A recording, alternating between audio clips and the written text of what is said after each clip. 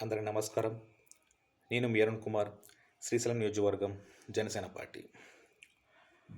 రాయలసీమ ప్రజల కోరిక, రాయలసీమ ఆకాంక్ష కోరిక మేరకు గత అసెంబ్లీ సెషన్స్లో శ్రీ నారా చంద్రబాబు నాయుడు గారు రాయలసీమ ప్రజలకు శుభవార్త తెలియజేశారు. కేవలం ప్రభుత్వం ఏర్పాటై 150 రోజులే గడుస్తున్నప్పటికీ రాయలసీమలో కర్నూలులో హైకోర్టు బెంచ్కి తీర్మానాన్ని ఆమోదించడం జరిగింది. ఒక రాయలసీమ వాసిగా దీని నేను చాలా హర్షం వ్యక్తం చేస్తున్నా. ఎందుకంటే రాయలసీమ అనేది రాయలసీమ అనేది వెనుకబాటుతనంతో, రాయలసీమ అనేది నిరుద్యోగులకు నిలవెత్తున్నట్టుగా రాయలసీమ చాలా వెనుకబాటుతనంతో నడుస్తూ వస్తుంది. ఇట్లాంటి సమయంలో హైకోర్టు లాంటి బెంచెస్ కావచ్చు, ఇండస్ట్రీస్ కావచ్చు, వివిధ రకాల కంపెనీస్ మన రాయలసీమలో వస్తే అభివృద్ధి జరుగుతుంది, నిరుద్యోగం తగ్గుతుంది, ప్రజలకు పనులు దొరుకుతాయి, ప్రజలకి ఉపాధి కలుగుతుంది. అదేవిధంగా కర్నూలు రాయలసీమ కాదు, రతనాల సీమగా మనం చూడబోతున్నామని చెప్పి నేను తెలియజేస్తున్నాను. ఇదే గత ప్రభుత్వం వైసీపీ మూడు రాజధానులు చెప్తూ కర్నూలు హైకోర్టు రాజధాని చేస్తామని చెప్పి, న్యాయ రాజధాని చేస్తామని చెప్పి ప్రజల్ని మోసం చేస్తూ ఈ 5 ఏళ్ళు దోచుకొని తినడమే తప్ప ఇంక ఏ పనులు కూడా చేయలేని దుస్థితి ఈ వైసీపీ పార్టీది.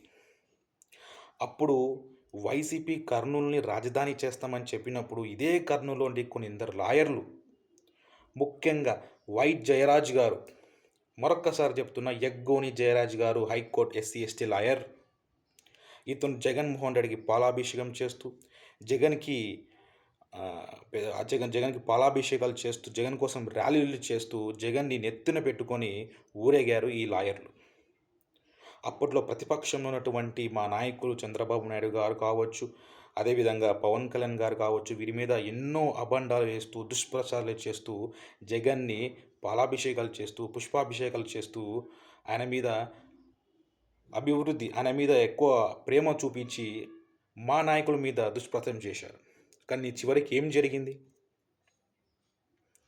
చివరికి న్యాయ రాజధాని కాదు కదా, అక్కడ ఒక చైర్ కూడా తీసుకురాలేకపోయారు మీ జగన్మోహన్ రెడ్డి.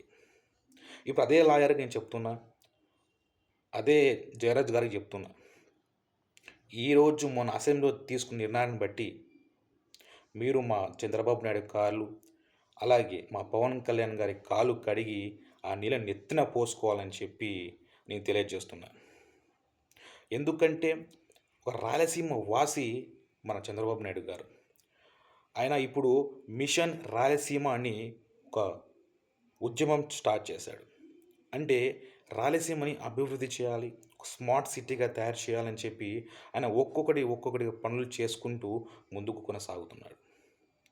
ఇట్లాంటి కూటమి ప్రభుత్వం వచ్చి రాగానే 150 రోజుల్లోనే ఇంత అద్భుతమైన డిసిషన్ తీసుకోవడం చాలా శుభ పరిణామం, ముఖ్యంగా రాయలసీమ వాసులకు.